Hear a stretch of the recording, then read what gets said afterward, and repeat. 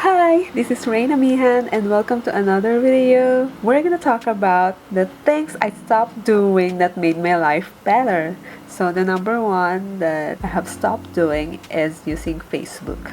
Yes, this is so very controversial because I already deactivated my Facebook account finally. But yeah, I had deactivated it months ago. Like I think it was June this year that I stopped using Facebook. I know it's helpful in a way that you can communicate to your relatives and friends, but it's now being used as a tool to control us. The algorithm is placed or is developed to make our attention stay on that app and even I think brainwash us. There are some malicious users or the way it is really developed, like it's addicting now. Everyone's posting their highlight reels.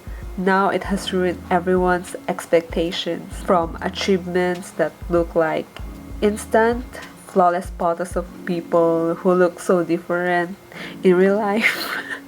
But not only that, it has consumer time, especially if you take your time as a currency. It's really important that now you take your time as a currency, like it's a money that you are spending because you cannot get it back. The time spent is something that you can't get back, and that hours of scrolling, if you have watched something educational, or if you have enrolled yourself on an online course, or you watch a TED talk, read a book that can help you improve, or some of us can relate to this, improve ourselves so we can earn more money or explore ways to have passive income, multiple streams of income, because nowadays we have realized the importance of having more than just one income. Like now, you really can't rely on just one source of income. And we are made to be like everybody, and we stray away from ourselves. The likes and validation became a form of reward to us to stay online all the time, to be available all the time. And also, there are ads targeted to us, like, the personalized ads. As you can notice now, we have been being monitored on what we search or on what the posts that are guaranteed that we would be interested to. A lot of posts right now may post as informative, but they can be misleading, or you have to see thoroughly the intention of the post. If you're just looking on the number of likes and the comments and not thinking carefully, you can be easily persuaded. Just look at how much information also it asks about us, and have we pondered why? Human instinct is we easily give in if we are being asked about us. It looks like we have to share our interest for the common good. People who share the same ideas, interests, experiences can gravitate towards us. We can agree to people who share the insights that we have or the values that we have. But it's more of like an illusion. You can be easily swayed, but if we dig deeper, this herd mentality can also be detrimental to us, can be also toxic or unhealthy if we are not truly aware. The notifications that lures us to be on the app or the website, our attention has become a currency for them. Your attention is of value to them. Like money, if you give it to someone, they can use it, or what's already been happening is it's being exploited.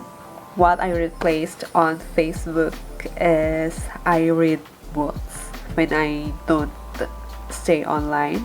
But if I can really avoid it, I stay on YouTube and watch personal development related videos. Also, question yourself if you are consuming a lot of entertainment, and you really have to assess or monitor of how many hours you have been staying online, especially on Facebook, because you might not be conscious the hours you spent. So the second thing that I stopped doing is watching TV. When I reduce my watching time, it caused a drastic change to my life and especially to my mindset.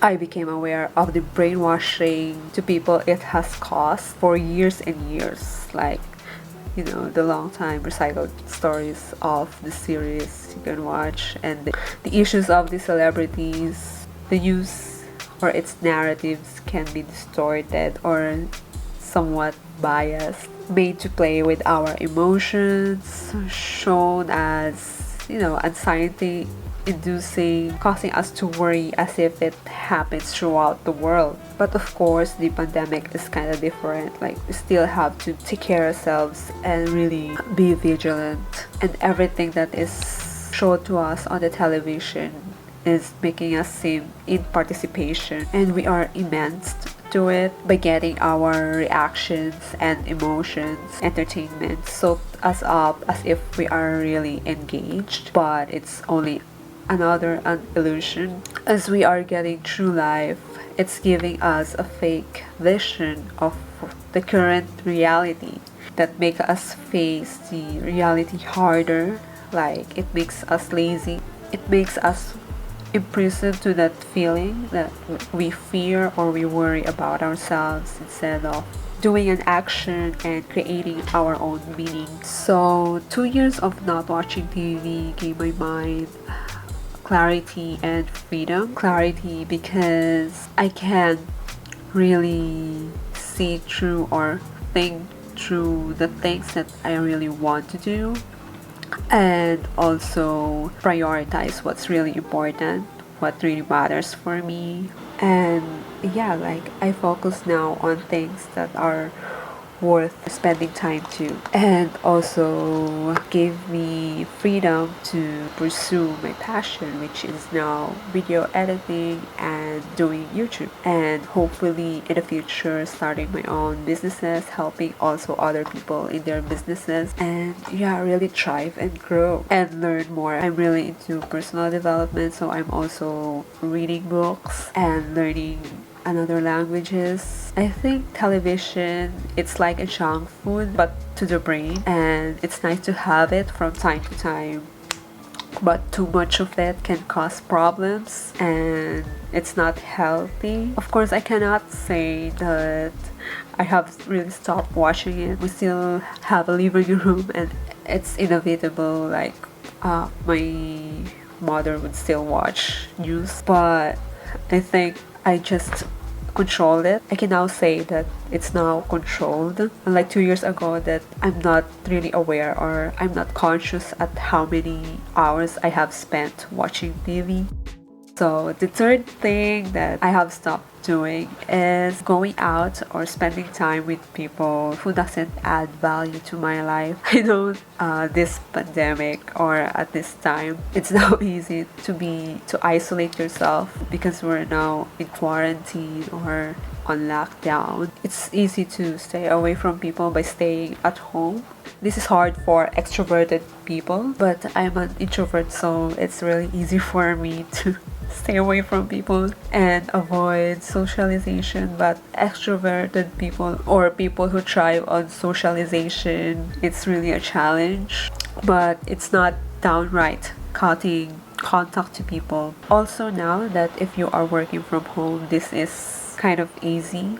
Yeah, especially now that I am working from home, it has also benefits. I guess some people say working from home is kind of sad, and like, there's a lot of disadvantage. One of the benefits of working from home is I don't have to deal with people who doesn't help with my work or doesn't help with what I do. When I have my own time, I really value it. I spend time self-studying languages, learning more about finance and business. I also delve into self-development, and sometimes I also meditate, write, and exercise by dancing. I deliberately choose to do things that give me fulfillment and add value to my life. Yeah, I cherish my alone time. There's nothing to be feared about the silence or being alone and being with your own company, and that's one thing that I'm proud of myself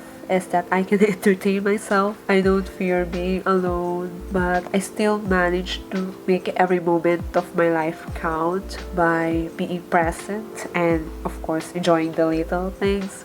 But after the pandemic, I wish that we can really enjoy our life outside again. Yeah, being alone is a skill nowadays. Not all people can bear to eat, watch movies, spend their free time alone. It's hard at first, but it doesn't mean it's impossible. So the last thing that I stopped doing is making excuses, complaining, blaming other people, or talking about bad health. I have learned all of that through the book titled Magic of Thinking Big, and yeah, it really changed my mindset. Before I read the book, I wasn't conscious that those are the things that's always on my mind. If you're still doing those things, always thinking about excuses, complaining, and blaming others, it means that you haven't accepted yourself fully.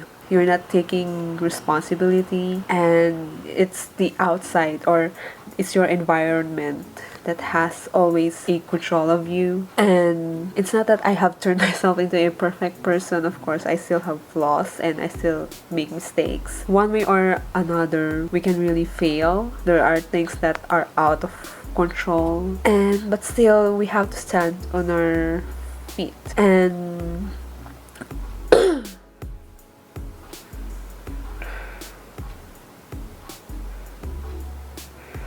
we should not always think that the outside things or our environment has control over us, and we should not fear accountability. That really changed my perspective in life, and now, and it also helped me cope, like thinking about the past. And it also has helped me to think of the things that can really help me achieve my goals. So yeah, those are the 4 things that I stopped doing. So I hope you get something from this, and you also try and practice stopping those things. And if you want, you can also comment on the things that you have stopped that you can recommend. So yeah, we can share our thoughts about what are the things that we stopped doing that made our life better. Thank you for watching, and don't forget to like this video and subscribe to my channel to support it. And I hope to see you on my next video. Thank you so much. Bye.